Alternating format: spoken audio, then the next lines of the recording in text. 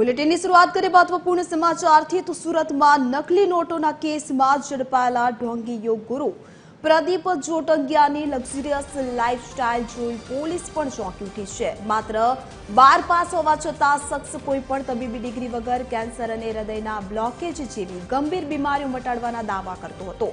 શ્રી સત્યમ યોગ ફાઉન્ડેશનના નામે આશ્રમ બનાવી તે લોકોની આસ્થા સાથે ખેલ ખેલતો અને લાખો રૂપિયા પડાવતો હોવાની પણ આશંકા છે। તો તપાસમાં સામે આવ્યું છે કે આ નકલી બાબા આશ્રમમાં મોંઘા ઘોડા રાખી હોર્સ રાઇડિંગ કરતો અને સાથે તેના વિડીયો સોશિયલ મીડિયામાં અપલોડ કરી ઠાઠ બતાવતો હતો। કોઈ પણ આયુર્વેદિક નિષ્ણાંત વગર જ તે દર્દીઓની ફાઇલો તપાસી સારવાર પણ કરતો હોવાનું જાણવા મળી રહ્યું છે। હાલ પોલીસે આ ઢોંગી બાબાના નાણાકીય સામ્રાજ્ય અને ભોગ બનેલા દર્દીઓની વિગતો એકઠી કરી રહી છે।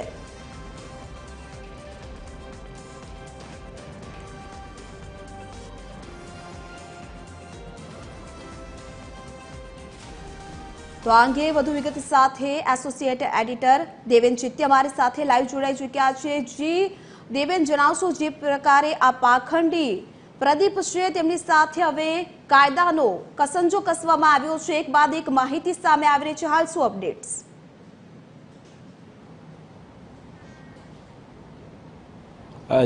જે પ્રકારે આખી સમગ્ર ઘટનાક્રમ આપણે શરૂઆતથી જોઈ રહ્યા છે એમાં ઘણા બધા મોટા ખુલાસાઓ પણ થયા છે અને આજે સત્યમ યોગ ફાઉન્ડેશનના નામ ઉપર પ્રદીપે જે પ્રકારે લોકોને છેતર્યા છે તેના એક બાદ એક નવા ચોંકાવનારા ખુલાસા જે છે તે સામે આવી રહ્યા છે।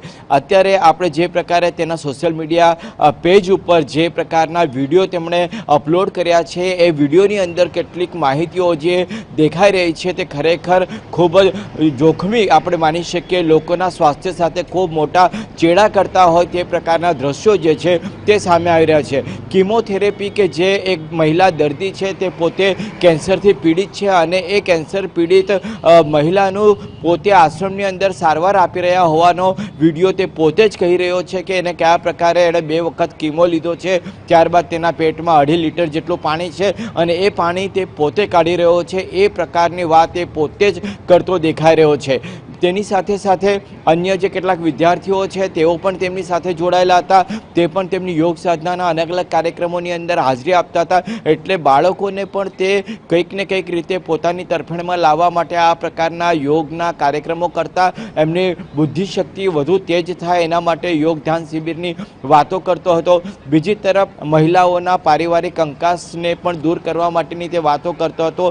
તેની સાથે જે મહિલા અનુયાયીઓ હતી અને ખાસ કરીને જે યુવાન યુવતીઓ જે છે તે યુવતીઓના મારફતે તે અન્ય લોકોનો સંપર્ક કરતો હતો, આવા લોકો આવા પરિવારોને તે શોધતો હતો અને ત્યાં જઈને તે તેના પોતાના કાર્યક્રમોનો પ્રચાર પ્રસાર કરતો હતો, પેમ્પલેટ છપાવતો હતો અને જે પણ કાર્યક્રમ હતા તે કાર્યક્રમોના પેમ્પલેટ આજે અનુયાયી યુવતીઓ જે છે તે યુવતીઓ મારફતે તે આસપાસના વિસ્તારોની અંદર જે છે તે ફેરવતો હતો અને તેના કારણે જ્યારે પૂર્ણા છે, યોગી ચોક વિસ્તાર છે, આ વિસ્તારની અંદર ખૂબ મોટા કાર્યક્રમોમાં લોકોની સંખ્યા પણ ખૂબ જ મોટી જોવા મળતી હતી। પોલીસ દ્વારા જ્યારે ત્યાં તપાસ કરવામાં આવી હતી ત્યારે ઓપરેશન થિયેટર મળ્યું હતું અને જ્યારે TV13ની ટીમ ત્યાં પહોંચી હતી ત્યારે આ જે ઓપરેશન થિયેટર છે, જે લેબોરેટરી છે બ્લડની, તેના પણ તમને દ્રશ્યો બતાવ્યા હતા આપણે અને તેના પરથી આપણે અંદાજ લગાવી શકતા હતા કે કયા પ્રકારની સારવાર ત્યાં ચાલતી હતી। જ્યારે ગઈકાલે TV13ની ટીમ આશ્રમમાં પહોંચી હતી ત્યારે એક મહિલા જે પેરેલાઇઝ હતી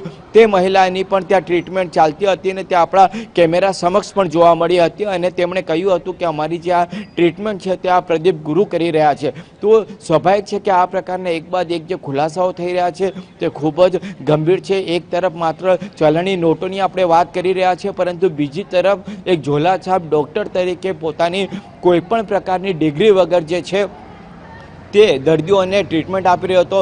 રેના બીજી એક બાબત આપણે એ પણ આપણા પ્રેક્ષકો સમક્ષ મૂકી હતી કે જ્યારે આપણે આશ્રમમાં ગયા હતા ત્યારે રાજસ્થાનની સિંઘાનિયા મેડિકલ યુનિવર્સિટી જે છે તે યુનિવર્સિટીમાંથી તેને ડિપ્લોમા કર્યો હોવાની જે સર્ટિફિકેટ હતી તે લેબોરેટરીમાં લગાવ્યું હતું। જો પોલીસ રાજસ્થાનની આ સિંઘાનિયા યુનિવર્સિટી છે તેની પણ જો ઊંડાણપૂર્વકની તપાસ કરે તો તેમાં પણ ઘણી બધી બાબતો ચોંકાવનારી સામે આવી શકે। આ યુનિવર્સિટી દ્વારા કોને સર્ટિફિકેટ આપવામાં કરવામાં આવી રહ્યા છે. આણે કેટલા રૂપિયામાં એ સર્ટિફિકેટ ખરીદ્યું છે, એને આ સર્ટિફિકેટ આપનાર કોણ છે. બીજી તરફ જે એની લક્ઝરિયસ લાઈફ જે જીવી રહ્યો હતો તે લક્ઝરિયસ લાઈફના પણ દ્રશ્યો અત્યારે આપણી સમક્ષ આવી રહ્યા છે. પોતાના આશ્રમની અંદર એણે એક ઘોડો રાખ્યો હતો અને ઘોડો લઈને તે આસપાસના વિસ્તારોમાં ફરતો હતો અને પોતાનો રોપ જમાવવાનો પણ તે પ્રયાસ કરતો હતો. એટલું જ નહીં પરંતુ આ આશ્રમની અંદર ઇનોવા અને લક્ઝરિયસ જે અન્ય થાર જેવી ગાડીઓ જે છે તે પણ 2 થી 3 જેટલી પાર્ક કરેલી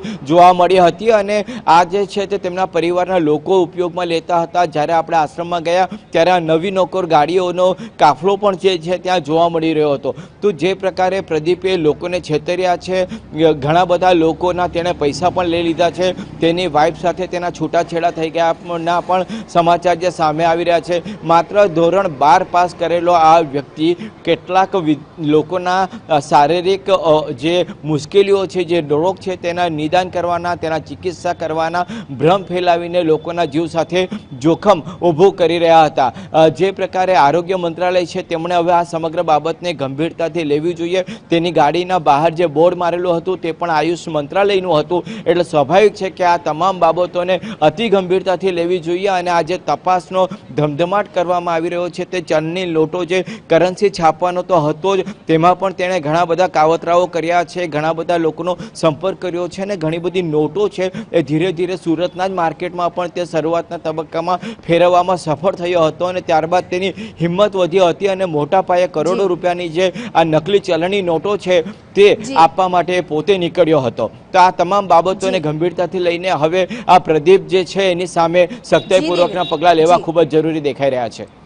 જી, આપ અમારી સાથે જોડાયા તે બદલ આપનો ખૂબ ખૂબ આભાર. તો જે પ્રકારે લોકોની શ્રદ્ધાના નામે બાબા આલિશાન અને સાથે આશ્રમમાં મોંઘા ઘોડા રાખી બાબા હોર્સ રાઇડિંગના શોખ પૂરા કરતો એક બાદ એક લક્ઝુરિયસ તેની જે ગાડીઓ હતી તે પણ સામે આવી છે, તેના જે સોશિયલ મીડિયાના વિડીયો છે તે પણ સામે આવી રહ્યા છે અને સાથે જે પ્રકારે 12 પાસ હોવા છતાં પણ આ પ્રકારની જે આયુર્વેદિક ડિગ્રી વગર આ કાર્યવાહી કરતો હતો તેને લઈને પણ અનેક સવાલ ઉઠી રહ્યા છે.